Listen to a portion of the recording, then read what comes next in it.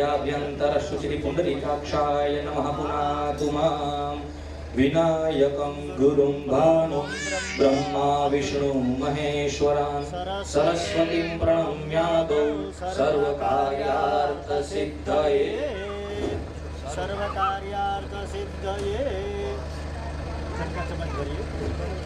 ओम विष्णुर्विष्णुर्विष्णु अत्राद्य महामंगल्ये फलप्रदमासोत्तमे मासे मासानामुत्तमे मासे पौष मासे शुभे कृष्ण पक्षे एकादश्यां दितो वार श्रेष्ठ श्री सौम्यवा श्रेथा नक्षत्रे योगी कर्णे च प्रधान संकल्प संगता संसिद्ध्यर्थं श्रीमद् वाल्मीकि राम कथायाम् अष्टम दिवसे देवतानां यथामति गति शक्ति भक्ति श्रद्धा भावपूर्वकं पूजनमहं करिष्ये गन्धात् पुष्पाण्यादाय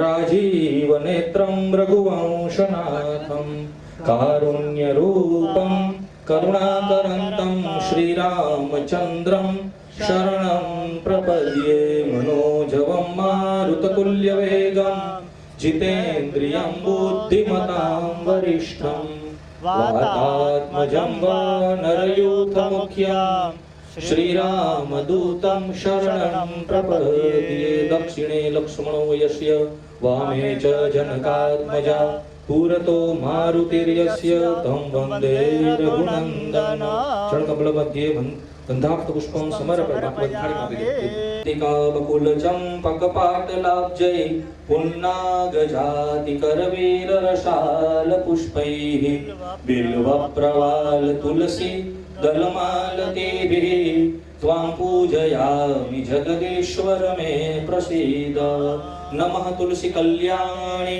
नमः विष्णुप्रिये शुभे नमः मोक्षप्रदे देवी नमः सम्पत्प्रदायिने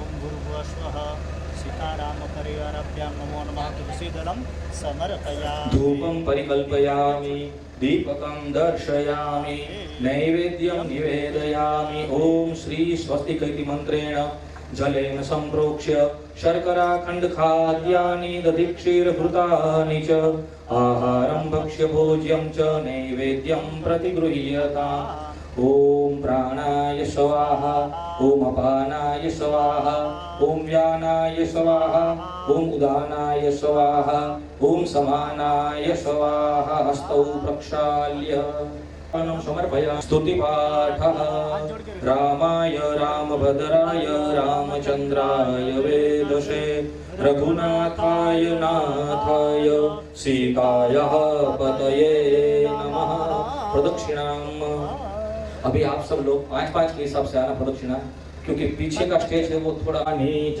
पापानि जन्मांतर कृतानि च तानि सर्वाणि नश्यन्तु प्रदक्षिणां पदे पदे इदं फलं मया दैव स्थापितं पुरतस्तव परा श्री रामचंद्र परिवारः प्रियतां नमः यदक्षरपदभ्रष्टं मात्राहीनं च यद् भवेत् तत्सर्वं क्षम्यतां देव प्रसीद परमेश्वर यस्य स्मृत्या च नामोक्त्या तपोयज्ञक्रियादिषु न्यूनं सम्पूर्णतां याति सद्यो वन्दे तमच्युतम् ओम विष्णवे नमः ओम विष्णवे नमः ओम विष्णवे नमः श्री रामचंद्र भगवान की श्री हनुमान जी महाराज की श्री सूर्य नारायण देव की जय।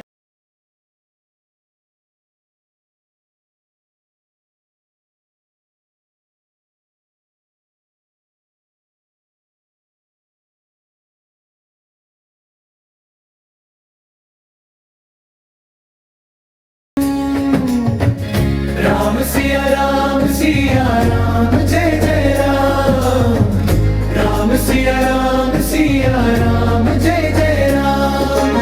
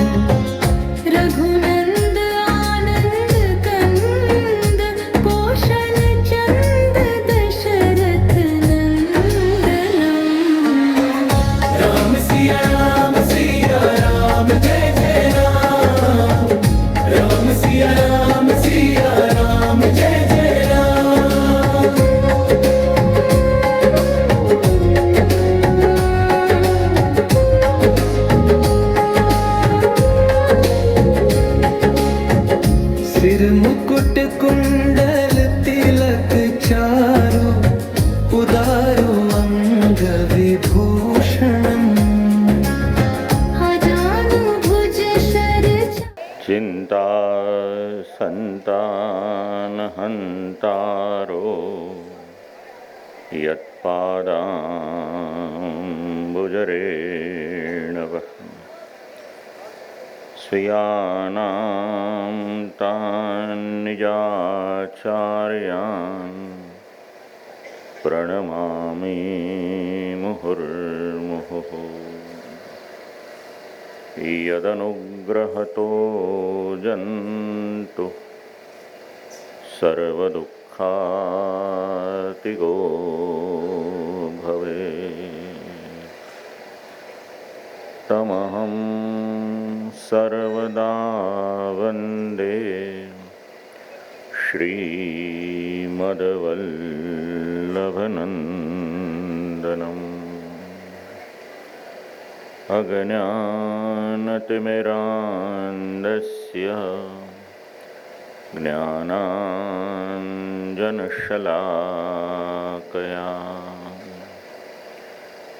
चक्षुरुन्मीलितं येन तस्मै श्रीगुरवे नमः। नमामि हृदये शेषे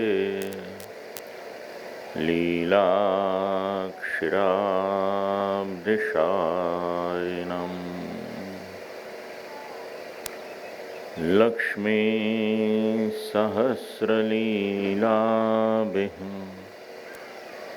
सेव्यमानं कलानिधिम्। चतुर्भिश्च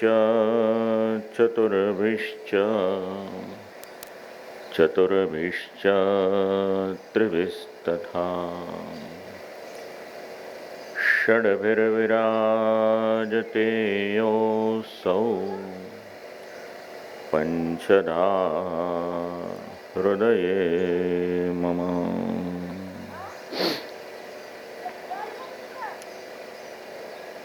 श्रीराम राम रघुनन्दन राम राम। श्रीराम राम भरताग्रज राम राम। श्रीराम राम रणकर्कश राम राम। श्रीराम राम शरणं भव राम राम।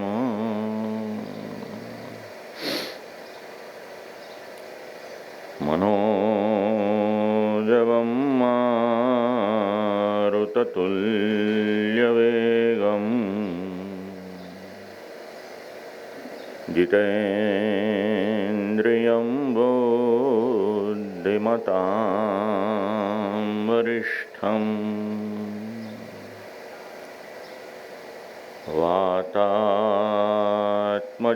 वानरयूथमुख्यम्।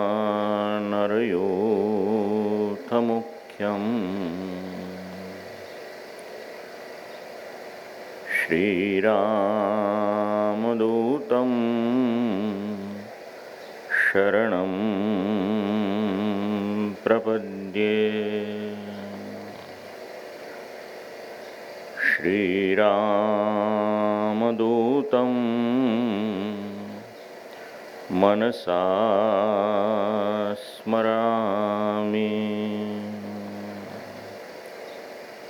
श्रीरामदूतं शिरसा नमामि। श्री रामचंद्र भगवान की जय। श्री गोवर्धन नाथ की जय। श्याम सुंदर यमुने महारानी की जय। श्री वल्लभाधीश की जय। श्री गोसाई जी परम दयाल की जय। श्री हनुमानजी महाराज की जय। मर्यादा पुरुषोत्तम श्री रामचंद्र जी एवं पूर्ण पुरुषोत्तम पुष्टि पुरुषोत्तम प्रभुना યુગલ શ્રી ચરણ કમલોમાં સદૈન્ય દંડવત પ્રણામ કરી વાલ્મીકી રામાયણનો 5મો કાંડ સુંદરકાંડ ત્યાંથી આપણે કથાની શરૂઆત કરીએ. સંભવ હોય પ્રયાસ કરીશું યુદ્ધકાંડના પણ થોડાક પ્રસંગો તેમાં આપણે પ્રવેશ કરી શકીએ. સુંદરકાંડની કથા એમાં વિશેષ કરીને જે ચરિત્ર મળે છે શ્રી હનુમાનજીનું ચરિત્ર છે. ગઈકાલે કથામાં આપ લોકોને જણાવ્યું હતું કે કિષ્કિંધા કાંડ એમાં જ્યારે શ્રી રામચંદ્રજી અને લક્ષ્મણજી પ્રવેશ કરે છે ઋષ્યમુખ પર્વત પર, ત્યારથી શ્રી હનુમાનજીના પ્રસંગનો આરંભ વિશેષ કરીને રામાયણમાં થાય છે. એટલે કિષ્કિંધા કાંડ એમાં બી ઘણું ચરિત્ર આપણે ગઈકાલે શ્રવણ કર્યું. સુંદરકાંડ તો લગભગ આખો જ આપણને શ્રી હનુમાનજીનો પરિચય કરાવે છે, દાસત્વનો પરિચય કરાવે છે. યુદ્ધકાંડમાં પણ અનેક પ્રસંગો છે અને ઉત્તરકાંડમાં 2-3 સર્ગમાં અને બાકીનામાં ઉલ્લેખ આપણને શ્રી હનુમાનજીનો મળે છે. સુંદરકાંડનો વિશેષ જે પ્રસંગ છે તેમાં શ્રી હનુમાનજી દ્વારા સમુદ્રનું ઉલ્લંઘન એટલે સમુદ્રને પાર કરવો, એની અંતર્ગત 3 પ્રસંગ છે, આપણે હમણાં સાંભળીશું. પછી લગભગ 11થી 12 સર્ગમાં લંકાપુરીનું અવલોકન શ્રી હનુમાનજી કરે છે. ઘણો એમાં વિચાર કર્યો છે. પુષ્પક વિમાન પણ જુએ છે, રાવણની હવેલી છે, રાવણની સ્ત્રીઓ, મંદોદરી, આવું ઘણું બધું અવલોકન કરે છે. આમ કરતાં કરતાં 15મા સર્ગમાં સીતાજીના દર્શન કરે છે. હજી તો સીતાજીના દર્શન કરે છે, કંઈ ચિંતન કરે છે, ત્યાં જ રાવણનું આગમન થાય છે. લગભગ 5 સર્ગમાં એ બધું વર્ણન છે. અંતિમ 2 મહિનાનો સમય ત્યાં આગળ રાવણ આપીને જાય છે.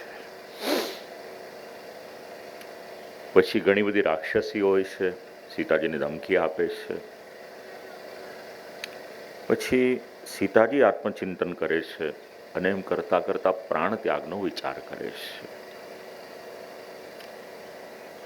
અને ત્યાં શ્રી હનુમાનજી સીતાજીની સાથે વાર્તાલાપ કરવાની શરૂઆત કરે છે. લગભગ 10 સર્ગમાં એ બધું વિવરણ છે.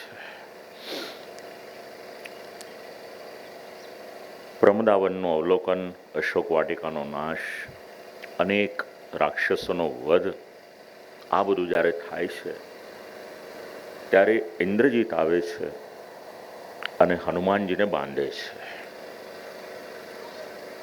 રાવણની સામે લાવવામાં આવે છે. પછી શ્રી હનુમાનજી લંકાપુરીનું દહન કરે છે. પાછા સીતાજીને પ્રણામ કરવા આવે છે અને સમુદ્રનું ઉલ્લંઘન કરી અને પાછા આવે છે. વાનરોની સાથે સંવાદ થાય છે. મધુવનમાં મધુ અને અન્ય ફળોનો ઉપભોગ કરી સૌ પાછા આવે છે અને સીતાજી એમના સમાચાર શ્રી રામચંદ્રજીને જણાવે છે. લગભગ આ બધા મુખ્ય મુદ્દાઓ છે સુંદરકાંડના. પ્રથમ સર્ગમાં 213 શ્લોક, એમાં શ્રી હનુમાનજીના પરાક્રમનો પરિચય મળે છે. સમુદ્રનું ઉલ્લંઘન કરે છે. એમાં સૌથી પહેલાં પોતાના અંગને ઘણું મોટું કર્યું છે, વિશાળ કર્યું છે. આકાશમાં વિમાન ઉડતું હોય, બહુ ઉપર ઉડવાનું હોય, મોટું વિમાન હોય, ખૂબ વિશાળ સ્વરૂપ ધારણ કર્યું છે. પછી પોતાના બંને હસ્ત અને ચરણ એની વડે એ પર્વતને દબાવ્યો છે. અને જેવો પર્વતને દબાવ્યો છે, જલના સ્ત્રોત એમાંથી વહેવાની શરૂઆત થાય છે. અતુલિત બલશાલી જે શબ્દ આપણે બોલીએ છીએ, એના અહીંયા આગળ આપણને દર્શન થાય છે. અને આમ શ્રી હનુમાનજી જ્યારે આકાશમાં ઉડવાની શરૂઆત કરે છે, અનેક વિદ્યાધરો વગેરે હનુમાનજીના દર્શન કરે છે. ખ્યાલ આવ્યો કે આ તો શ્રી રામચંદ્રજીનું કાર્ય કરવાને માટે નીકળ્યા છે. અને ત્યાં આગળ નીકળ્યા હતા. જે ભગવાનનું કાર્ય કરે છે એને ભગવાન 3 શબ્દ આપે છે, એ હનુમાનજીને અહીંયા પ્રાપ્ત થયા છે. તેજસ સત્વમ તથા વીર્યમ. સૌથી પહેલું ભગવાનનું જે કાર્ય કરે છે એના જીવનમાં અલૌકિક તેજની પ્રાપ્તિ થાય છે. કોઈ પણ પ્રકારનો લૌકિક પ્રસાધનોનો વિનિયોગ કર્યા વગર ભગવાનનું કાર્ય જે કરે એને ભગવાન જ અલૌકિક તેજ આપે છે. બીજું, ભગવાન એને બળ આપે છે. ભગવાનનું કાર્ય કરવામાં શરીરનું બળ પણ જોઈએ, ઇન્દ્રિયોનું બળ પણ જોઈએ અને આત્મબળ પણ જોઈએ. આ ભગવાન આપે છે. અને ત્રીજું, કોઈ ન કરી શકે એવું પરાક્રમ એ ભગવાન આપે છે. આ ત્રણેય વસ્તુ અહીંયા આગળ પ્રાપ્ત થઈ છે. અને આ 3 પ્રાપ્ત થઈ એના દ્વારા નીકળ્યા છે. અન્ય વાનરોને કહીને નીકળ્યા છે કે જે પ્રમાણે શ્રી રામચંદ્રજી પોતાનો બાણ છોડે, બસ એ જ વેગથી સીધે સીધો અહીંયાથી હું નીકળી અને લંકાપુરીમાં જઉં છું. અને જો લંકાપુરીમાં મને નહીં મળે તો સીધે સીધો ત્યાંથી સ્વર્ગલોકમાં જઈશ. અને અવસર મળશે તો રાવણને બાંધીને પણ લઈ આવીશ. આમ ખૂબ પરાક્રમના શબ્દ બોલે છે. અને આમ કરતાં કરતાં ખૂબ ઉપર છલાંગ લગાવીશ. ઘણી વખત આપણે બોલીએ છીએ લૌકિકમાં, અને હનુમાન કૂદકો લગાવ્યો. એ હનુમાન કૂદકો જે છે ને, એ આપણને આ પ્રસંગમાંથી જાણવા મળે છે કે શ્રી હનુમાનજીએ કઈ રીતનું પરાક્રમ કર્યું છે, કઈ રીતના કૂદકો લગાવ્યો છે. અદ્ભુત શોભા એ ત્યારે વધેલી છે. લગભગ 40 શ્લોકમાં હનુમાનજીની જે ગતિ છે ને, એ ગતિનું વર્ણન કરવામાં આવ્યું છે. ચલો, સૌથી વધારે ફાસ્ટ ગતિ શેની છે દુનિયામાં? મનની ગતિ, બરાબર છે. પ્રકાશ અને અવાજની ગતિ ફાસ્ટ કહેવામાં આવે છે, પણ આ પ્રકાશ અને અવાજની કરતાં પણ જો કોઈની તેજ ગતિ હોય ને, તો એ મનુષ્યના મનની ગતિ છે. ખૂબ તેજ ગતિથી ઉડ્યા છે અત્યારે. અને એ સમયે હનુમાનજી જ્યારે ઉડ્યા છે ત્યારે ત્યાં આગળ પુષ્પની વર્ષા થઈ છે. અને એ બધા પુષ્પ સમુદ્રમાં ત્યાં આગળ નીચે પડતા હતા. અને જાણે આકાશના તારા પડ્યા હોય એ પ્રમાણે સમુદ્રની શોભા ત્યાં આગળ થઈ. એ પ્રમાણે વાલ્મીકી મુનિને સમાધિમાં દર્શન થયા હતા. દાઢ સફેદ છે, ગોળાકાર પૂંછડું છે, વાળી દીધું છે ને, પીળા રંગના નેત્ર છે, સૂર્ય સમાન આ પ્રકાશિત થાય છે. અને ભીષણ ગર્જના કરતા કરતા કરતા આગળ વધે છે. આમ કરતા કરતા મૈનાક પર્વતે જોયું કે ભગવાનનું કાર્ય કરવા માટે જાય છે, લાવો એમનું સ્વાગત કરવું.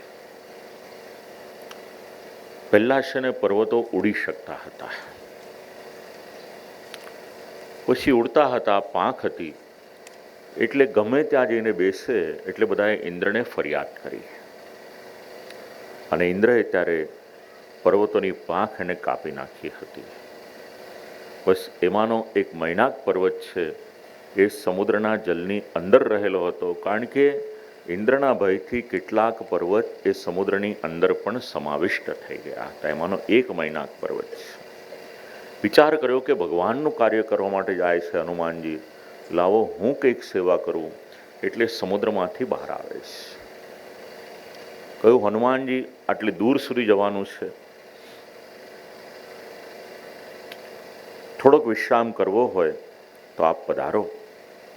સમુદ્રએ આ પ્રમાણે વિચાર કર્યો હતો, અને સમુદ્રએ વિચાર કરી અને ત્યાં આગળ વિશ્રામ કરવાને માટે મૈનાક પર્વતને પ્રેરણા થઈ છે. એટલે સુવર્ણમય ગિરિશ્રેષ્ઠ મૈનાક પર્વતને કહ્યું કે આપ આગળ આવો. ત્યાં આગળ આવીને નિવેદન કર્યું છે, આપ અહીંયા આગળ આવો. આતિથ્ય સ્વીકાર કરવાને માટે કહ્યું, પણ એ સમયે હનુમાનજીએ ત્યાં આગળ આજ્ઞા કરી કે અત્યારે તો મારા સ્વામીનું કાર્ય કરવાને માટે નીકળ્યો છું. શીખવાનું આપણે આપણા જીવનમાં આ બધા ચરિત્રોમાંથી જે મુખ્ય કાર્ય કરવાને માટે નીકળ્યા હોય એમાં વચ્ચે કંઈક પ્રલોભન આવે, જે વ્યક્તિ કેવળ આરામ કરે ને એ કાર્ય ન કરી શકે. અને કાર્ય કરતાં કોઈકને આવડ્યું છે તો શ્રી હનુમાનજીને આવડ્યું છે. ખૂબ સુંદર, કોઈ સામાન્ય પર્વત નથી. સુવર્ણમય શિખર જેમના છે એવો દેદીપ્યમાન પર્વત છે. અને પર્વતે વિનંતી કરી કે આપ પધારો. તદિદમ ગંધવત સ્વાદુ કંદમૂલ ફલમ બહુ. આપને જે પણ જોઈશે, થોડોક વિશ્રામ કરવો હોય, થોડોક આહાર લેવો હોય, કંદ મૂલ ફળ આ બધું છે, આસ્વાદ કરો. થોડીક વાર વિશ્રામ કરીને પછી આગળ પધારો, અને આપનું પૂજન કરીશ તો વાયુદેવનું પણ પૂજન થઈ જશે. પણ હનુમાનજીએ કહ્યું કે અત્યારે મારે જવું જરૂરી છે, અને અત્યારે જે કાર્ય કરવાને માટે નીકળ્યો છું એ મને કરવા દો. આમ કહી ઉત્તર આપીને ત્યાંથી આગળ પધાર્યા છે. હજી થોડુંક આગળ જાય છે. દેવતાએ વિચાર કર્યો કે આટલું મોટું કાર્ય કરવાને માટે નીકળ્યા છે, લાવો પરીક્ષા કરી લઈએ. અને દેવતાઓએ પરીક્ષા કરાવી. સુરસા આવે છે ત્યાં આગળ દેવતાઓની આજ્ઞાથી એક રાક્ષસીનું સ્વરૂપ લઈને આવે છે, અને ત્યારે શ્રી હનુમાનજીને કહ્યું, હું તને ખાઈ જઈશ. કોઈ પણ કાર્ય આપણે કરીએ, આગળ સમુદ્ર મંથન લીલામાં સમજાવ્યું હતું, કાર્ય કરીએ એટલે વિઘ્ન આવી શકે, પણ જે વીર પુરુષ હોય, પરાક્રમી હોય, ભગવાનની કૃપા જેની પર હોય, એ ગમે એટલા વિઘ્ન આવે રોકાય નહીં. વિશાળ મોઢું ખોલ્યું છે. જે પ્રમાણે અગાસુર આવ્યો હતો બાળકોને મારવાને માટે, અહીંયા આગળ હનુમાનજીને ગળવાને માટે આવે છે. કહ્યું કે મને લાંગીને કોઈ પણ જઈ ન શકે. આ બ્રવીન કોઈ પણ મારાથી આગળ જઈ ન શકે. આ નાગમાતા સુરસા ત્યાં આગળ આવી હતી. હવે જેમ સુરસાએ પોતાનું મોઢું એ ખોલવાનું મોટું કર્યું, હનુમાનજીએ પણ પોતાનું સ્વરૂપ એને વધારે ને વધારે મોટું કરવાની શરૂઆત કરી છે. 10 યોજન, 20 યોજન, 30 યોજન, આમ કરતાં કરતાં 90 યોજન સુધી આપણને કલ્પના નથી. આપણે તો કિલોમીટરને જાણીએ છીએ, આ યોજનના માપનો આપણને કોઈ અંદાજ નથી. એટલે 90 યોજન સુધી જ્યારે મોટું ખોલ્યું એટલે હનુમાનજી આપણે બોલીએ છીએ ને, બુદ્ધિમતામ વરિષ્ઠમ, તરત જ સુરસાના મોઢામાં પ્રવેશ કરી અને તરત જ બહાર આવી ગયા છે. સુરસાએ જે પરીક્ષા કરી હતી પ્રમાણ મળી ગયું. બુદ્ધિશાળી છે. અને સીતાજીને લેવાને માટે નીકળ્યા છે. હવે સુરસા દેવી પોતાના મૂળ સ્વરૂપે ત્યાં આગળ પ્રકટ થાય છે, અને મૂળ સ્વરૂપે પ્રકટ થઈ અને કહ્યું કે વાનરરાજ, શ્રી રામચંદ્રજીનું કાર્ય કરવાને માટે નીકળ્યા છો ને, તમારું કાર્ય સિદ્ધ થશે અને સીતાજીના દર્શન થશે. આ બીજો પ્રસંગ બન્યો સમુદ્ર ઉલ્લંઘનમાં. સૌથી પહેલાં તો આકાશમાં છલાંગ લગાવી હતી, એ જ મોટામાં મોટું કાર્ય હતું. પછી મૈનાક પર્વતનો પ્રસંગ આવ્યો, હવે સુરસાનો પ્રસંગ આવ્યો છે. દિવ્ય આકાશનું વર્ણન કર્યું. આપણે તો આકાશને જોઈએ છીએ, પણ આકાશમાંથી શીખવા જેવું કંઈક હોય ને તો એ વિશાળતા છે. અગાધ આકાશને માટે એક શબ્દ છે અનંત. આપણે તો વિમાનમાં બેસી અને ઉપર જઈએ 30,000 40,000 ફૂટ ઉપર, ત્યારે આપણને ખબર પડે કે આકાશની અગાધતા કેટલી છે. એ આકાશ માર્ગનું વર્ણન અહીંયા આગળ કરવામાં આવ્યું છે. આપણે જોઈ નથી શકતા, પણ અનેક મહાપુરુષોના નિવાસ સ્થાન ત્યાં આગળ રહેલા છે, અલૌકિક છે. હવે હનુમાનજીને સહાય કરે છે વાયુ દેવતા, કારણ કે પવન પુત્ર છે. એટલે જે દિશામાં ગતિ કરવી હોય છે, વાયુએ પણ સહાય કરવાની શરૂઆત કરી હતી. બહુ વેગથી એમને લઈ જાય છે. દરિયામાં તરવાનું હોય, નદીમાં તરવાનું હોય, વેણ સામે હોય તો તકલીફ પડે, પણ એ જ દિશામાં તરવાનું હોય તો તકલીફ ન પડે. હનુમાનજીને વાયુ દેવતાએ સહાય કરી છે. હજી તો ત્યાં આગળ આવ્યા છે, ત્યાં તો આગળ પરીક્ષા થઈ, સિંહિકાએ પરીક્ષા કરી છે. વિચાર કરો કે બહુ દિવસથી કંઈ આહાર મળ્યો નથી, આટલું મોટો આજે મળ્યો છે, લાવો ખાઈ લો એને. એટલે જે પ્રમાણે સુરસાએ કર્યું હતું એ પ્રમાણે સિંહિકા સામે આવી છે. વિશાળ સ્વરૂપ જોયું છે હનુમાનજીનો, અને ખાવાને માટે આગળ આવી. એટલે હનુમાનજી આગળ કર્યું હતું એ જ પ્રમાણે પોતાનું અંગ એને વધારવાની શરૂઆત કરી છે. અને સિંહિકાના મર્મસ્થાન હતા એને લક્ષ્ય બનાવ્યું છે. પાછું સ્વરૂપ નાનું કર્યું. આજે હનુમાનજી સ્વરૂપ વધારે છે ને અને નાનું કરે છે ને, એ 18 પ્રકારની સિદ્ધિઓ છે ને, એમાંની 2 સિદ્ધિ છે. પોતાનું સ્વરૂપ જેટલું જોઈતું હોય એટલું મોટું પણ કરી શકે, નાનું કરવું હોય, ઘણી બધી સિદ્ધિઓ છે હનુમાનજીની પાસે. તો એ પ્રમાણે આવામાં ઓળવું એ પણ એક સિદ્ધિ છે. સિદ્ધિનો વિનિયોગ 2 રીતે થઈ શકે, એક ભગવત સેવાને માટે અને બીજું પોતાની પ્રસિદ્ધિને માટે. ભગવત સેવાને માટે સિદ્ધિઓનો ઉપયોગ કરે, વિનિયોગ કરે, એનું નામ છે યોગી. અને પોતાની માટે અને લૌકિક પદાર્થો, ધન સંપત્તિને માટે સિદ્ધિઓનો ઉપયોગ કરે ને, એને શાસ્ત્ર કુયોગી કહે છે. હનુમાનજીએ સિદ્ધિઓનો સદુપયોગ કર્યો છે, અને એ સિદ્ધિઓનો ઉપયોગ કર્યો. ન ખતા વાનરોના હથિયાર પણ વિચારવા જેવા છે. મર્મ સ્થાનમાં પ્રહાર કર્યો છે, રાક્ષસીને મારી છે, અને આ પ્રમાણે પ્રાણ શૂન્ય થઈ સમુદ્રના જલમાં એને નાખી છે. આમ કરતા કરતા આકાશના જે પ્રાણીઓ હોય છે હનુમાનજીની પ્રશંસા કરે છે. યસ્યત્વેતાની ચત્વારી વારણેન્દ્ર યથા તવ ધૃતિર્દ્રષ્ટિર મતિર્દાક્ષ્યમ સકર્મસુ ન સીદતી. એકવાર જય જયકાર કરો. શ્રી હનુમાનજી મહારાજ કી. ઘણા બધા સિદ્ધાંતો આપણે છેલ્લા 7 દિવસથી સાંભળીએ છીએ. કાર્યની સિદ્ધિને માટે 4 શબ્દ અહીંયા આગળ હનુમાનજીમાં છે. કોઈ દર્શન કરે, કોઈ સેવક હોય, કોઈ ભક્ત હોય, પાઠ કરે, ચરિત્ર સાંભળે, પણ જેમના પણ જે પણ આપણા ઈષ્ટદેવ હોય એમના ચરિત્રમાંથી શું શીખવું જોઈએ એ આપણને શાસ્ત્ર સમજાવે છે. હનુમાનજીમાં પહેલો શબ્દ છે, એનું નામ છે ધૈર્ય. કથામાં આપણે આગળ એની ચર્ચા કરી છે, અહીંયા સમજણો છે. બીજો શબ્દ છે સૂઝ. કોઈ પણ કાર્ય કરવું હોય ને એની પાછળ ગુજરાતી ભાષા એક શબ્દ આપે છે, એનું નામ છે કોઠાસૂઝ. કથામાં 2 શબ્દ આગળ આપણે વિચાર કર્યા હતા, ભણતર અને ગણતર. તો સૂઝ એ કોઈ ગ્રંથોમાંથી નહીં મળે આપણને, એ બુદ્ધિમાંથી મળશે. કારણ કે આપત્તિ અચાનક આવે છે અને તરત નિર્ણય કઈ રીતે લેવાનો એ અહીંયા આગથી હનુમાનજીની પાસે જુઓ. નિશ્ચય નહોતો કર્યો ત્યારે કે મૈનાક પર્વત બહાર આવશે, સુરસા બહાર આવશે, સિંહિકા બહાર આવશે, તો ઉડ્યા હતા. પણ ત્યારે પોતાની સૂઝબૂઝથી કાર્ય કર્યું છે. આ હનુમાનજીના ચરિત્રમાંથી શીખવા જેવો બીજો શબ્દ છે. ત્રીજો શબ્દ છે બુદ્ધિ. ઘણી ચર્ચા કરી આપણે આગળ કથામાં સુમતિ ને કુમતિ. તો કાર્ય કરવાને માટે બુદ્ધિની જરૂર છે. અને ચોથો શબ્દ છે કોઈ પણ કાર્ય કરવાને માટે કુશળતાની આવશ્યકતા હોય છે. કુશળતા જરૂરી છે કાર્યમાં. જુઓ અહીંયા આગળ એક સ્ટેન્ડ પર માઇક મૂકેલું છે.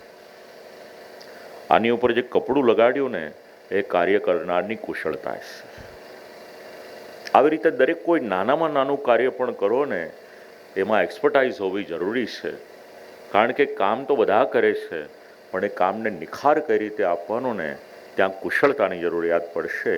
કુશળતા નહીં હોય તો કાર્ય શોભશે નહીં. થાળી પીરસવાની હોય ને એમાં પણ કુશળતા જોઈશે. કારણ કે કયો પદાર્થ ત્યાં આગળ મૂકવાનો, ભોજન કરનારને અનુકૂળતા કઈ રીતે રહે એ મુજબ થાળી પીરસે ને. કોઈ પણ કાર્ય લઈ લો ને દરેક કાર્યમાં કુશળતા જોઈશે. અને કુશળતા તો આપણું શાસ્ત્ર આપણને ઠાંસીને શીખવાડે છે. 64 પ્રકારની કલાઓ સમજાવવામાં આવી છે. બસ એ બધી કુશળતાઓ છે. એક વાળ ઓળવાના હોય ને આપણને લાગે કે હેરસ્ટાઈલને બધું નવું છે.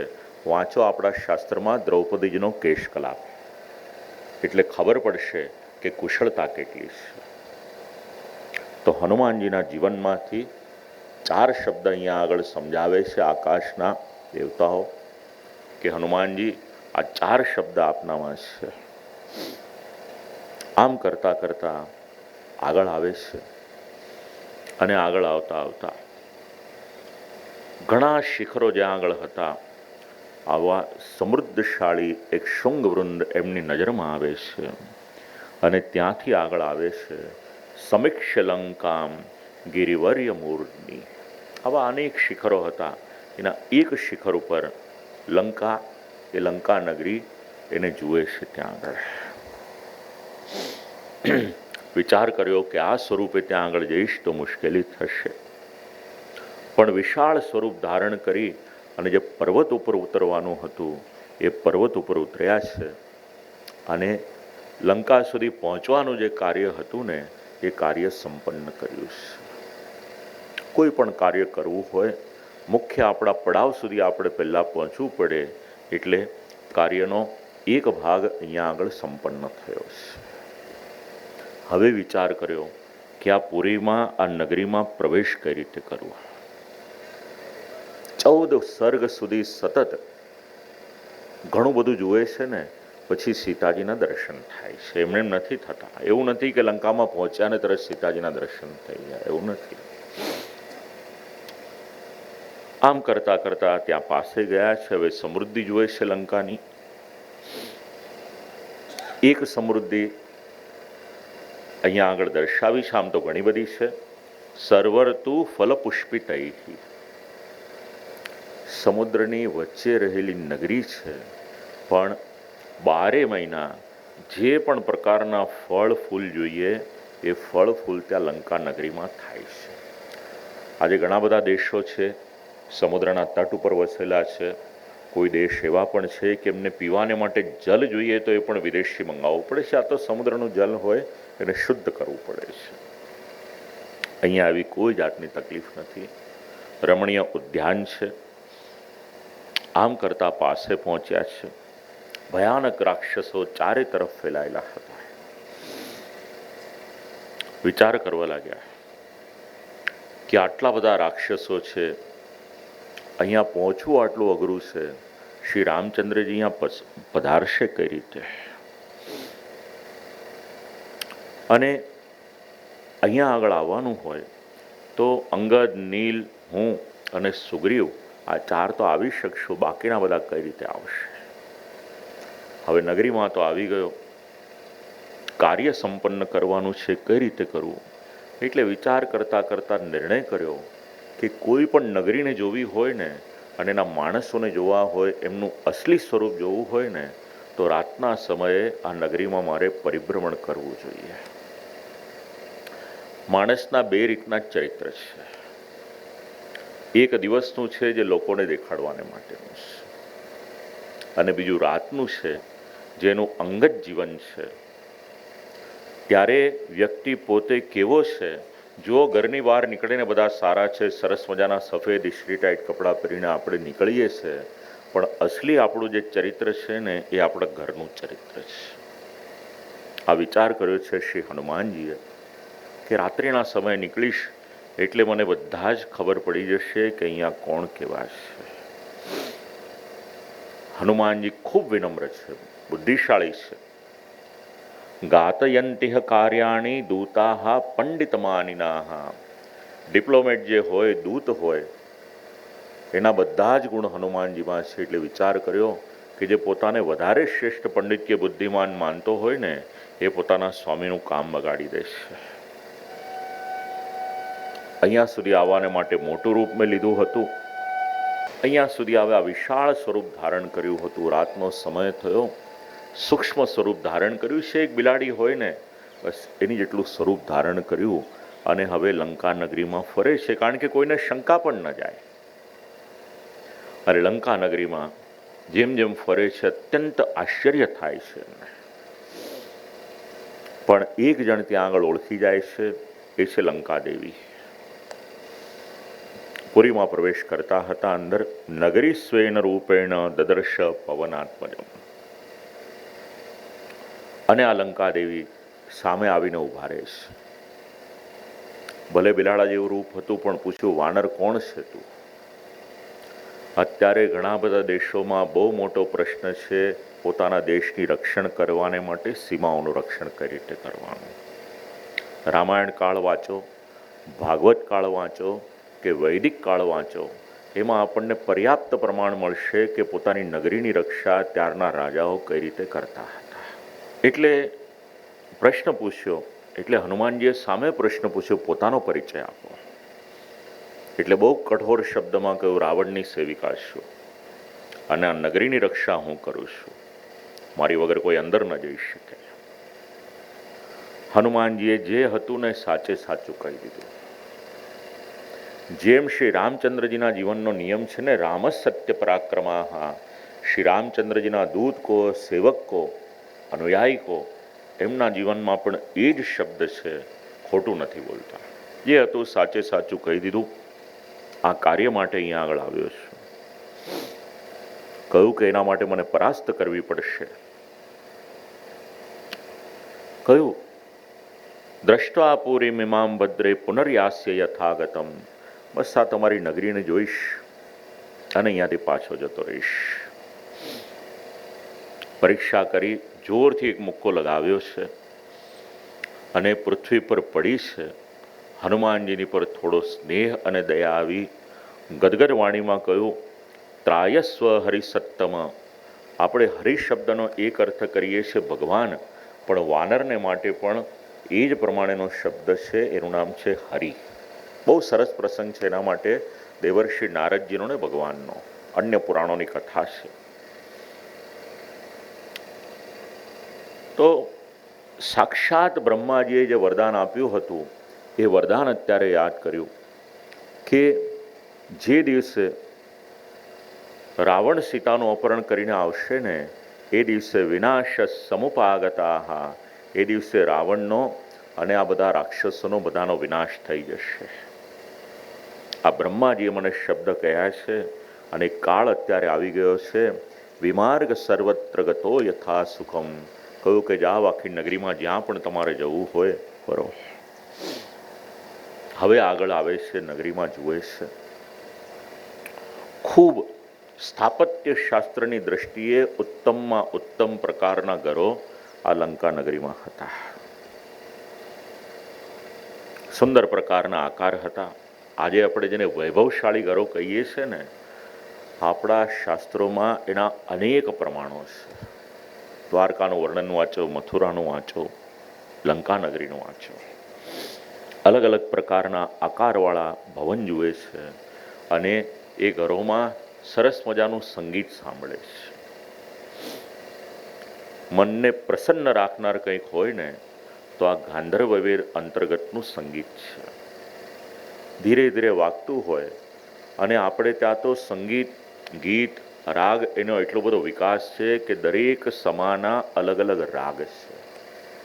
અષ્ટછાપ સંગીત જે કીર્તનકારો થયા છે, પુષ્ટિમાર્ગીય સેવા ક્રમમાં પણ વિચાર કરશો તો મંગળાથી લઈને શયન સુધીના જે અલગ અલગ રાગનો ક્રમ છે, અહીંયા આગળ પણ જોયું સુંદર મજાનું સંગીત, મનોહર સંગીત વાગતું હતું. આગળ વધે છે જપતામ તત્ર મંત્રાન. રાક્ષસો છે પણ રાતના સમયે કોઈક રાક્ષસ એવા હતા કે મંત્રનો જપ કરતા હતા.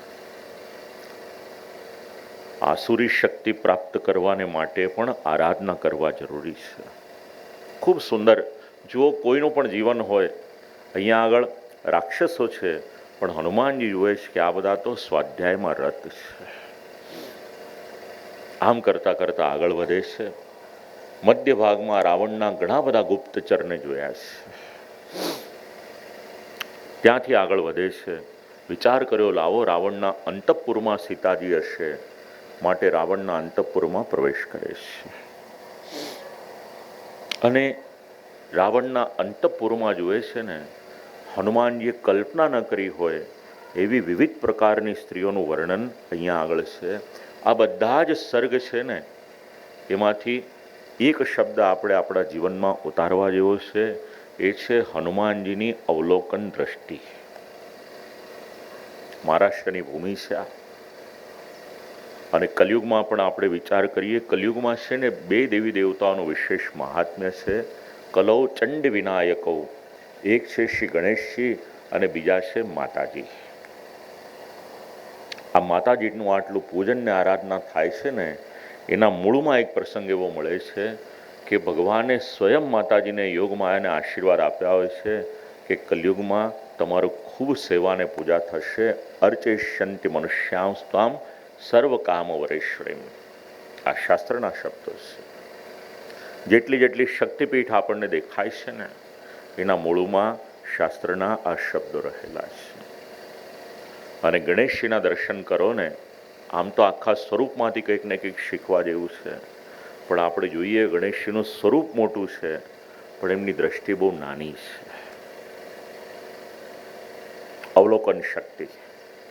ગઈકાલે સુગ્રીવના ચરિત્રમાં આપણે સમજ્યા હતા કે 4 દિશામાં ફરે છે તો નાનામાં નાની વાત પણ એમના મનની બહાર નથી હોતી. અત્યારે હનુમાનજીનું આજે છે ને ચરિત્ર આપણને એ જ સિદ્ધાંત સમજાવે છે, અવલોકન શક્તિ. આમ કરતા કરતા આગળ વધે જ ઘણા બધા અલગ અલગ પ્રકારની સ્ત્રીઓને જુએ છે. પોતે બ્રહ્મચારી છે, સ્ત્રીની પર દ્રષ્ટિ ન કરે, નૈષ્ઠિક બ્રહ્મચારી છે, પણ ભગવાનનું કાર્ય કરવાને માટે આવ્યા છે. બુદ્ધિ પ્રધાનાન રુચિરાભિધાનાન. કેટલાક રાક્ષસો બહુ બુદ્ધિવાળા હતા, કોઈ બળવાળા હતા, કોઈ શ્રદ્ધાવાળા હતા, કોઈ સારા રૂપવાળા હતા, કોઈ કુરૂપ હતા, કોઈ તેજસ્વી હતા. આવા ઘણા બધા જુએ છે. જરૂરી નથી કે રાક્ષસને માથે શિંગડા હોય જ. એ સૂટ બૂટ પહેરેલો હોઈ શકે, એ ધોતીબંડી પહેરેલો હોઈ શકે. કયા રૂપમાં રાક્ષસ હોય ને એ કહી ન શકાય. બધાને જુએ છે અહીંયા આગળ. પણ એક અહીંયા આગળ જોયું કે બધા જ આનંદ પ્રમોદમાં મગ્ન હતા. ઘણી બધી સ્ત્રીઓ હતી અલગ અલગ પ્રકારની, કારણ કે રાવણનો સ્વભાવ હતો ક્યાંય બી કોઈ બી કન્યાને જુએ એટલે એને ઉઠાવીને લઈ આવે. કેટલીક જાતે શરણે આવી ગઈ હતી કે મારી નાખશે, એની કરતાં રાવણનું શરણ સ્વીકારી લેવું સારું. આ બધી એની અંતઃપુરમાં હતી.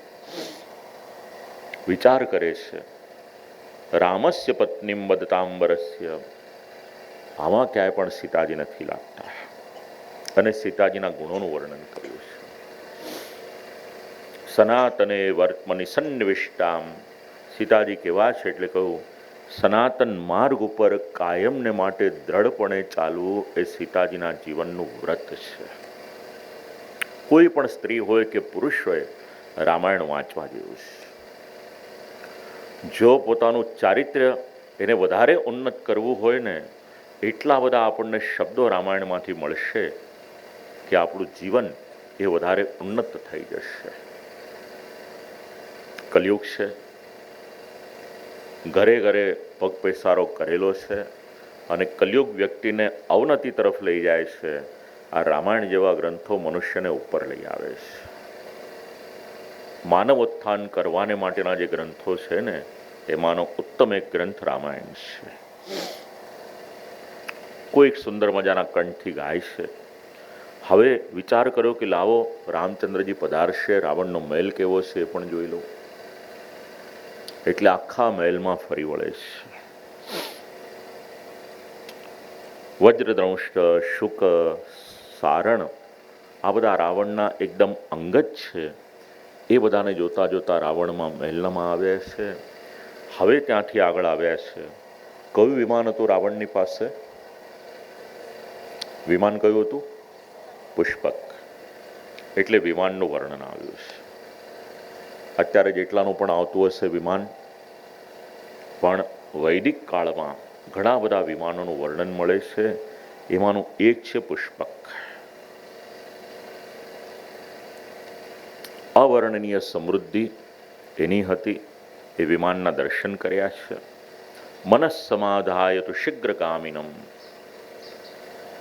મહિના પહેલા આપણે જોયું આખા દેશમાં એરલાઇનમાં કેટલી બધી ગડબડો થઈ. બધી ચલાવનાર કોઈ હતું નહીં, સ્ટાફ કોઈ હતા નહીં. બધાના ઘણા બધા શેડ્યુલ ખોરવાઈ ગયા.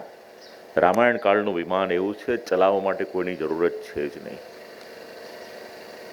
અત્યારે દુનિયામાં જે ચાલે છે ને, ઓટોમેટિક ટેસ્લા કારને બધું બને છે, આપણા દેશમાં પણ આવી ગઈ કે તમારે જવું હોય બસ એમાં કમાન્ડ આપી દો એટલે એની જાતે લઈ જશે. અહીંયા આગળ તો કમાન્ડ આપવાને માટે હાથ ચલાવવાની જરૂર નથી. મનનો સંકલ્પ કરો. આ રામાયણના શબ્દ છે. મનસ સમાધાયતુ.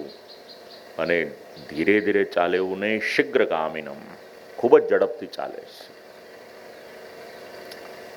વિજ્ઞાનનું મૂળ આપણને ક્યાંકથી મળશે ને, આપણા શાસ્ત્રમાંથી મળશે. અત્યારે ઘણી વખત કમ્પેરિઝન કરવામાં આવે છે. જો ધર્મને વિજ્ઞાન માને તો જ અમે માનીએ, નહીતર ન માનીએ. વિચાર કરવાનો, ધર્મ મોટો છે કે વિજ્ઞાન મોટું છે? બસ આ વસ્તુ સમજી લેશો તો પછી ધર્મને વિજ્ઞાનની સાથે કમ્પેરિઝન નહીં કરો. ધર્મ છે ને તો વિજ્ઞાન છે, વિજ્ઞાનથી ધર્મ નથી. ધર્મમાં વિજ્ઞાન શોધવાનું છે આપણે. જ્યાં મળે ત્યાં એનું અનુસંધાન લઈ લો. ન મળે તો ધર્મને ખોટો ન માનશો ક્યારે પણ. વિજ્ઞાન સર્વોપરી નથી, ધર્મ સર્વોપરી છે. આમ કરતા કરતા પુષ્પક વિમાન એની અંદર રહેલી, પછી રાવણને ત્યાં પાછું આવે છે. એની હવેલીનું વર્ણન જોયું. રાવણની ઘણી બધી પત્નીઓનું લગભગ 30-35 શ્લોકોમાં વર્ણન કરવામાં આવ્યું છે. રાવણ કેટલો વિલાસી હતો ને, આ બધા સર્ગ સમજાવે છે. મદિરામત્ત થાય છે, વિલાસમાં પોતાનું જીવન જીવે છે. એવી કોઈ સ્ત્રી ત્યાં આગળ હતી નહીં. ન તત્ર કાશિત પ્રમદા પ્રસહ્ય વીર્યોપન્નેન ગુણેન લબ્ધા. કે જેને બલ પરાક્રમથી સંપન્ન હોવા છતાં પણ રાવણ એમની ઈચ્છાથી વિરુદ્ધ લાવી શક્યો હોય. કારણ કે રાવણને આગળ કહ્યું હતું ઘણા બધા શાપ મળ્યા હતા. એક જ હતા સીતાજી, જેમને રાવણ આવી રીતે બળાત્કારે લઈને આવેલો છે. આમ કરતા કરતા આગળ વધે છે અને રાવણને જુએ છે. આગળ આપણે જે સ્વરૂપ વિચાર્યું હતું એનું અનુસંધાન લઈ લેવાનું. ચારે તરફ સ્ત્રીઓ છે, સેવા કરી રહી છે. ચામર વગેરેથી એની સેવા થઈ રહી છે. ઉત્તમ પલંગ એની પર બિછાના વૈભવશાળી. અને રાવણ સૂતો હતો ત્યાં આગળ, એને જોયો છે. મદિરામત્ત થયો હતો, આ સ્ત્રીઓમાં આસક્ત હતો. રાવણને જુએ છે, કારણ કે શત્રુમાં સામર્થ્ય કેટલું છે એ પણ જાણવું જરૂરી હતું. અને બહુ બારીકાઈથી અવલોકન કરતા કરતા રાવણની પૂજા જુઓ. મનુષ્યનું બળ છે ને એની પૂજામાં હોય છે, એના હાથમાં હોય છે. વિચાર કર્યો શ્રી રામચંદ્રજી યુદ્ધ કરવાને માટે આવશે રાવણની સાથે, તો રાવણનું હાથનું બળ કેટલું છે એ પણ જરા માપી લો. એટલે લગભગ 5 થી 6 શ્લોકોમાં રાવણના જે હાથ છે ને ભુજાઓ એને માપ્યા છે હનુમાનજીએ. વિશાળ ભુજાઓ હતી, ફેલાયેલી હતી, મોટી હતી, સામર્થ્યવાન હતો રાવણ. અને રાવણનું સ્વરૂપ જોતા જોતા જોતા પાછા આગળ આવે છે, રાવણની પત્નીઓને જુએ છે. આમ વિચાર કર્યો કે અહીંયા સીતાજીના દર્શન નથી થતા, લાવો બીજે ક્યાંય જાઓ. એટલે આગળ વધે છે. આગળ એક જગ્યા હોય છે, એનું નામ છે પાનભૂમિ.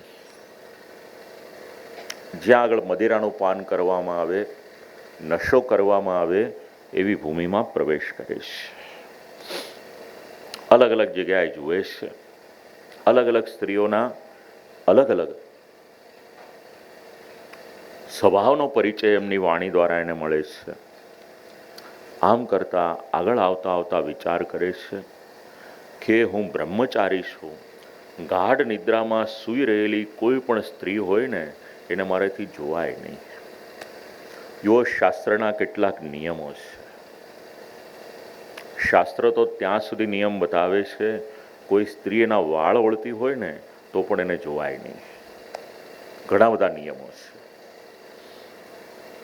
હનુમાનજી વિચાર કરે છે, પરાઈ સ્ત્રીઓને જોઉં છું, પણ પાછું મન એને સ્વસ્થ કર્યું. કામ વાસના નથી, આ તો શ્રી રામચંદ્રજીનું કાર્ય કરવાને માટે આવેલું છું.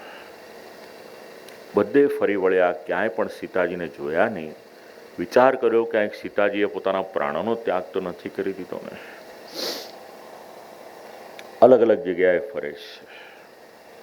હતાશા આવી ગઈ વચ્ચે, નિરાશ થઈ ગયા. વિચાર કરવા લાગ્યા, અનિર્વેદ શ્રિય મૂલ મનિર્વેદ પરમ સુખમ. હતાશ થયા. પછી પાછો વિચાર કર્યો, જો હતાશ થઈશ તો મારા સ્વામીનું કાર્ય નહીં કરી શકું.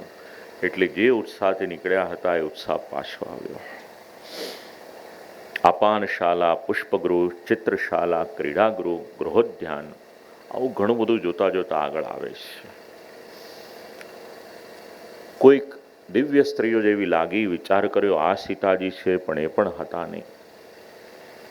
આમ કરતા કરતા વિચાર કર્યો, ચિંતા કરે છે હવે કે સીતાજીને નહીં જોઉં તો પાછા કઈ રીતે લઈ જઈ શકીશ અને મારા સ્વામીને સમાચાર શું આપીશ. લાવો હજી કોઈ સ્થાન બાકી હોય તો ત્યાં આગળ હું શોધું. આમ કરતા કરતા અશોક વાટિકામાં આવે છે. અને અશોક વાટિકામાં સીતાજીને શોધવાને માટે આવે છે. ખૂબ સુંદર ત્યાંની શોભા જુએ છે અશોક વાટિકાની. કલ્પનાતીત વૃક્ષો, સુંદર મજાના ફળ. અને અશોક વાટિકા એટલે આપણે માનીએ છીએ કે કેવળ એક ઉદ્યાન હશે, પણ એવું નથી. ત્યાં આગળ પણ સુંદર મજાના હવેલી, ઘર, ઘણું બધું ત્યાં આગળ હતું. જલ પીવાને માટે કૂવા હતા ત્યાં આગળ, વિભિન્ન આકારવાળા. મણિમય સોપાન હતા. વિચાર કર્યો કે ક્યાંક અહીંયા આગળ મને સીતાજી મળી જશે. ત્યાં તો એક અશોકનું વૃક્ષ હતું. ત્યાં આગળ હનુમાનજીની દ્રષ્ટિ પડે છે. અને અશોકનું વૃક્ષ છે ત્યાં આગળ દ્રષ્ટિ જોઈ. એક ચૈત્ય પ્રાસાદ, એક મંદિર હતું. અને ત્યાં આગળ હનુમાનજીને આગળ આવતા આવતા ચૈત્ય પ્રાસાદ મૂર્જિતમ ત્યાં આગળ આવ્યા છે. અને તતો મલિન સંવેતામ રાક્ષસીભિ સમાવૃતામ ઉપવાસ કૃષામ દીનામ નિશ્વસંતિમ પુનઃ પુનઃ. આમ કરતા કરતા આગળ આવ્યા છે તો સીતાજીના દર્શન થયા છે. એકવાર જય જયકાર કરીએ શ્રી રામચંદ્ર ભગવાન કી. ખૂબ અલૌકિક સ્વરૂપ છે, પણ અત્યારે મલિન વસ્ત્ર ધારણ કર્યા છે અને પૃથ્વી પર ત્યાં બેઠેલા છે, પડેલા છે. ચારે તરફ રાક્ષસીઓ છે. જરા કલ્પના કરી જુઓ, કોઈ ભયાનક સ્વપ્નો આવે ને તોય આપણે ડરી જઈએ. અહીંયા તો ચારે તરફ રાક્ષસીઓ છે અને એની વચ્ચે સીતાજી છે. ઉપવાસ કૃષામ દીનામ. ચાલો કથામાં આગળ એક પ્રસંગ સાંભળ્યો હતો, જોવું યાદ છે કે નહીં.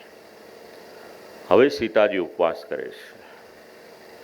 તો ઉપવાસ કરે તો એમના પ્રાણ જાય એવું હતું કે નહીં, કે બચી શકે એવા હતા? પ્રસંગ યાદ છે કથામાં આગળ કીધેલો? કયો પ્રસંગ? ઇન્દ્રદેવનો. દેવતાઓએ સિદ્ધ કરેલો પાયસ લઈને આવે છે અને સીતાજીને આરોગવા માટે વિનંતી કરે છે કે આ લઈ લેશો તો ભૂખ જ નહીં લાગે, આનાથી હજારો વર્ષ સુધી એમને રહી શકશો. હવે સીતાજીના સ્વરૂપનું અને મુખનું બરાબર અવલોકન કરે છે કે આ જ સીતા છે ને. કારણ કે આગળ મંદોદરીને જોઈને પણ મનમાં થયું હતું, પણ પછી ખ્યાલ આવ્યો હતો કે આ નથી. બહુ બારીકાઈથી જુએ છે. મલપંકધરામ દીનામ. ખ્યાલ આવ્યો કે આખી લંકામાં ફર્યો, કોઈ દીન સ્ત્રીના મને દર્શન થયા નથી.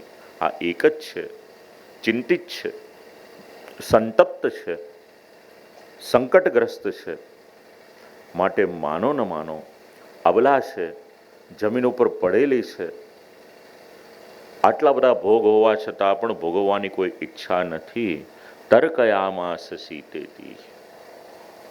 માટે પોતાના તર્ક વડે નિશ્ચય કર્યો કે આ સીતા જ છે. અને જે આભૂષણ વનમાં જે ઉલ્લેખ કરવામાં આવ્યો હતો, ખ્યાલ આવ્યો કે વાનરોએ પણ જે કહ્યું હતું, પીળા રંગનું વસ્ત્ર પહેર્યું હતું, બસ આ સીતાજી જ છે. ઇયં સા યત્કૃતે રામશ્ચતુર્ભીરિહ તપ્યતે કારુણ્યેન નૃશંસેન શોકેન મદનેન ચ. આ સીતાજી જ છે જેમના કારણે શ્રી રામચંદ્રજી સંતપ્ત રહે છે. સીતાનું હરણ થયું. શ્રી રામચંદ્રજીને 4 શબ્દનો અનુભવ થતો હતો, જીવનમાં ઉતારવા જેવા શબ્દ છે. પહેલો શબ્દ છે એનું નામ છે કરુણા. આ રામાયણના બધા અલૌકિક રત્નો છે. જેટલી માળા પહેરી શકીએ એટલી પહેરવાની આપણે. બીજો શબ્દ છે દયા. જેની સાથે સંબંધ હોય ને એના જીવનમાં દુઃખ આવે તો આપણને દયા આવે તો સહજ છે. પણ શાસ્ત્ર એવું કહે છે કેવળ એટલું જ નહીં, જેની સાથે કોઈ પણ પ્રકારનો સંબંધ ન હોય અને જો એના જીવનમાં દુઃખ આવ્યું અને હૃદય થોડું દ્રવિત થાય તો સમજવાનું કે ભગવાને આપણને આ દયા નામનો નિધિ આપ્યો છે. શ્રી રામચંદ્રજીના જીવનમાં કરુણા છે, દયા છે. સીતાજીનો વિરહ છે, એના કારણે શોક છે. અને ચોથો શબ્દ છે પ્રેમ. બસ આટલું લઈ જઈશું ને રામાયણમાંથી તોય ઘણું છે આપણા માટે. એક રામ એટલું લઈ જજો ને બીજો પ્રેમ લઈ જજો. કારણ કે પ્રેમ એક મૂડી એવી છે ને કે જેટલી આપણે વહેંચીશું ને એટલી વધતી જશે. પ્રેમ વેચવાથી ક્યારેય ઘટતો નથી. વિચાર કર્યો, આ સીતા સિવાય બીજું કોઈ ન હોઈ શકે, આ સીતાજી જ છે. અને જેવા સીતાજીને જોયા છે, શીલ, સૌંદર્ય એ બધું અવલોકન કર્યું છે. થોડો શોક પણ થયો છે, પણ મનમાં ને મનમાં અત્યંત પ્રસન્નતા થઈ કે જે કાર્ય કરવાને માટે મને મોકલવામાં આવ્યો હતો, ચાલો સીતાજી એમના દર્શન તો મેં કરી લીધા. અને સીતાજીના દર્શન થયા છે. ભરતું દ્રઢ વ્રતા ખ્યાલ આવ્યો. શ્રી રામચંદ્રજીમાં ખૂબ દ્રઢ વ્રત રહેલું છે. ઇમામ તું શીલ સંપન્નામ. કેટલા સુંદર એક એક શબ્દ જીવનનું ઘડતર થાય. સીતાજીના જીવનમાંથી શીખવા જેવો એક શબ્દ છે, એનું નામ છે શીલ. ચારિત્ર્ય, કેરેક્ટર. તત્વચિંતકો પણ એવું કહે છે, ધન ખોવાઈ જશે કે જતું રહેશે તો પાછું આપણે મેળવી શકીશું, પણ જીવનમાંથી એક વખત ચારિત્ર્ય ગયું ને તો એ પાછું મેળવવું બહુ અઘરું છે. અને કેરેક્ટર બિલ્ડિંગનું કાર્ય કોઈ કરે છે ને, આપણા દિવ્ય ગ્રંથો કરે છે. આપણે બધા ભેગા થઈએ છીએ ને આ સિદ્ધાંતોને જાણવા માટે ભેગા થઈએ છીએ. રામની કથા તો સૌને ખબર છે, પણ જે શીખવાનું છે ને એ આ બધા શ્લોકો આપણને શીખવે છે. પુરુષ હોય કે સ્ત્રી હોય, બંનેના જીવનમાં એક શબ્દ જરૂરી છે, એનું નામ છે શીલ, એનું નામ છે ચારિત્ર્ય. થોડું ધન ઓછું વધારે હશે ને એ ચાલી જશે, પણ જો ચારિત્ર્યમાં શિથિલતા હશે ને તો ગમે એટલું ધન હશે, કોઈ કહે કે ભાઈ બધું બરાબર છે પણ જરાક એમના માટે વિચાર કરવો પડે. બસ આમાં સમજી લેવાનું કે પૂર્ણ વિરામ આવી ગયો એ વ્યક્તિના ચારિત્ર પર.